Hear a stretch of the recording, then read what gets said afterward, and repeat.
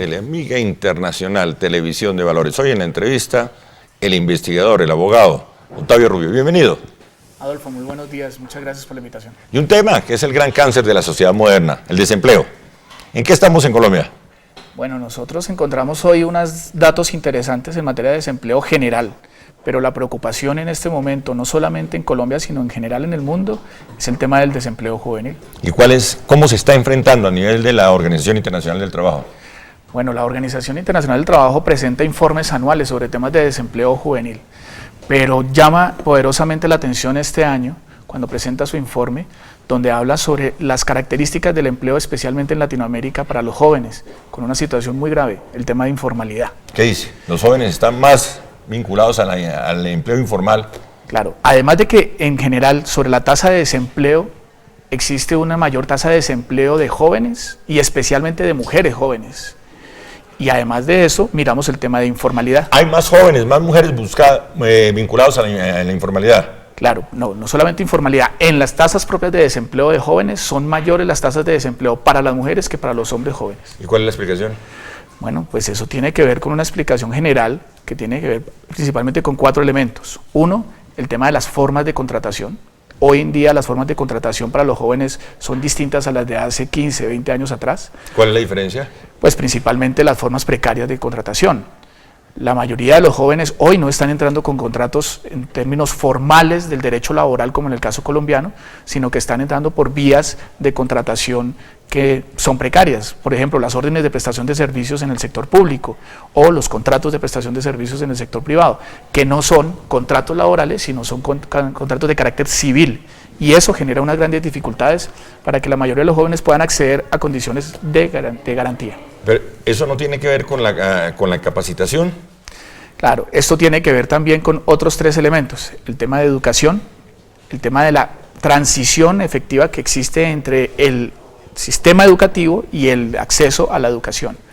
Y otro, por supuesto, también un grave problema que encontramos en la mayoría de las instituciones del sector público en el mundo, y es la falta de articulación de los programas, de las políticas públicas, de las entidades en materia de empleo juvenil. Pero la gente no se está capacitando acorde a las necesidades de cada región, de cada país. Bueno, eso, digamos, cuando uno mira el tema de educación, siempre va a encontrar esa disparidad entre la oferta y la demanda. En el mercado laboral. En el mercado laboral, pero también frente a las necesidades que tiene el país y la oferta que está dando el sistema educativo nacional. Caso colombiano. ¿Necesitamos más abogados en Colombia? No, claro que no. ¿Y la gente sigue estudiando? Sí, y digamos, se encuentran en ciertas áreas como los programas de formación tradicionales que quisieran los jóvenes, pero no los que realmente necesita el país. Por ejemplo, Colombia, aún en este momento con una crisis en materia de petróleo, no encuentra la posibilidad de tener gente formada en temas de petróleos. Increíble. Y tenemos que traerlos, por ejemplo, de Venezuela para que nos ayuden en temas como ingeniería de petróleos. Ese tipo de cosas son las que estamos sufriendo en Colombia. Esa discrepancia entre es. La oferta y la demanda en el mercado laboral. ¿Pero es un problema solo colombiano? No, en general en América Latina y en algunas grandes partes del mundo, en la mayoría del mundo encontramos esa dificultad. Entonces, ¿cómo podemos enfrentar el tema en caso Bogotá?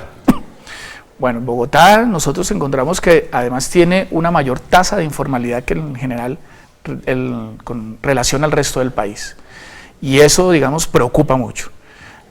Bogotá necesita hoy unas políticas públicas enfocadas a garantizar unos mayores niveles de acceso a educación, pero además de eso, educación de calidad, y una transición mucho más efectiva entre la educación y el escenario del trabajo para los jóvenes.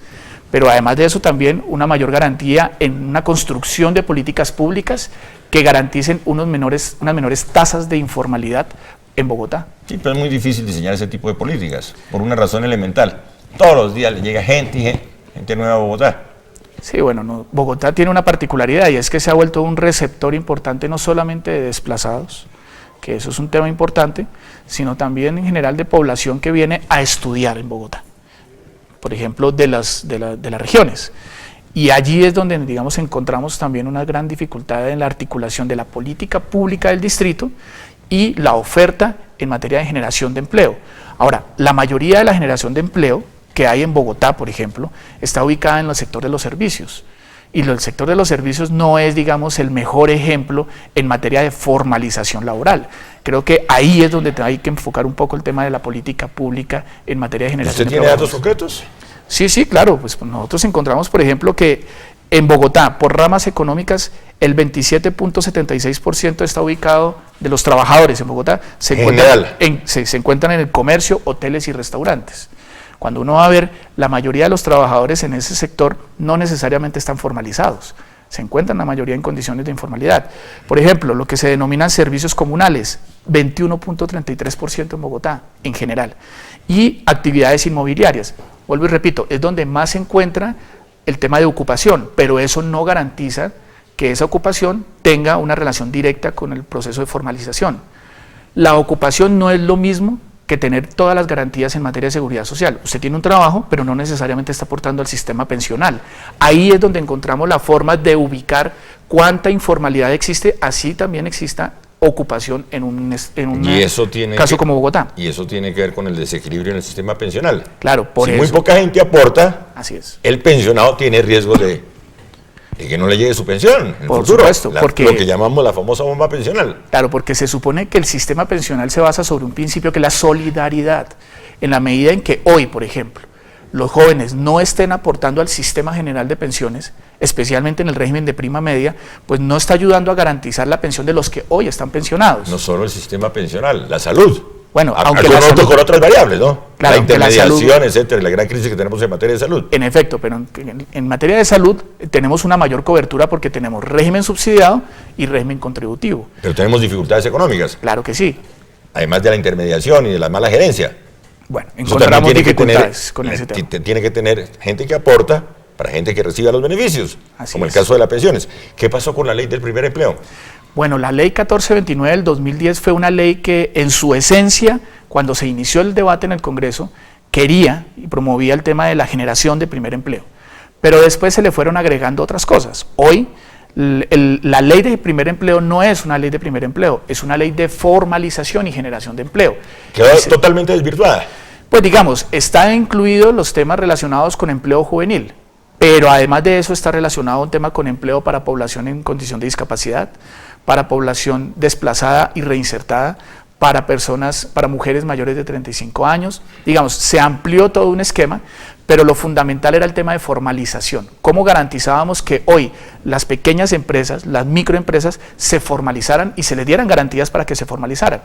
Y dentro de eso, el joven, particularmente, se convertía en un bono para el empleador. Y eso, digamos, que no se ha logrado medir con total exactitud hoy día. Pues digamos, ha habido un gran o un importante proceso de formalización de empresas, pero eso no significa necesariamente que el empleador necesite más empleados y que convierta a los jóvenes en ese bono para garantizar unos mayores beneficios tributarios. Retomando el tema del desempleo juvenil, ¿eso no tiene que ver con las carreras técnicas? Sí. ¿Hoy no se necesitan más técnicos y menos profesionales? Hay algunos estudios en materia de educación que han planteado, por ejemplo, casos como el de Alemania, donde la mayoría de la educación profesional no necesariamente está en las carreras profesionales, sino en lo técnico y en lo tecnológico, que es lo que quizás un país en desarrollo como Colombia requiere más hoy día. Cómo nosotros encontramos personas que sepan más cómo hacer, que no solamente en materia teórico, sino también el tema práctico. Un ejemplo muy claro, usted coloca un aviso en la prensa, se necesita un abogado y le aparecen 10.000 hojas de vidas.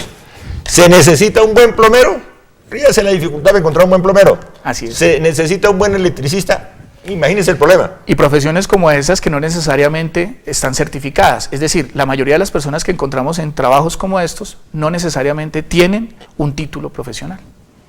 ¿Y hacia eso tiene que girar el país? Claro, el Servicio Nacional de Aprendizaje SENA ha ayudado muchísimo en el tema técnico y tecnológico.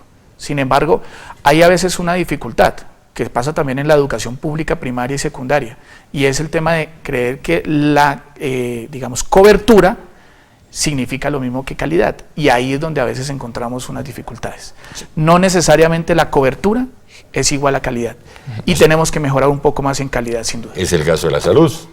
No necesariamente la cobertura es calidad. Claro. Hoy tenemos una menor calidad en los servicios de salud, tenemos una menor calidad en la educación colombiana, no competimos. La palabra clave es competir. No, en ciertas áreas no estamos compitiendo. Bueno, el tema de competencia también tiene que ver en este caso con la posibilidad de entender cómo nosotros logramos que la educación se convierta en una educación pertinente y de calidad. ¿Cómo garantizar, por ejemplo, que al recién egresado cuente con un trabajo? Pues hay una Un figura, espacio laboral. hay una figura que está desarrollada desde hace muchos años y que cambió a partir del 2002, que es el contrato de aprendizaje. El contrato de aprendizaje es ese mecanismo que permite la transición del joven que sale del modelo educativo, del sistema educativo, y se quiere vincular directamente al modelo de trabajo, al escenario laboral.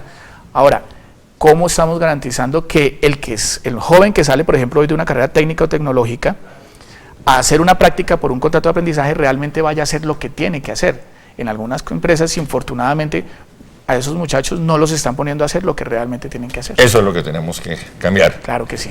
Octavio Rubio, investigador de la OIT, abogado.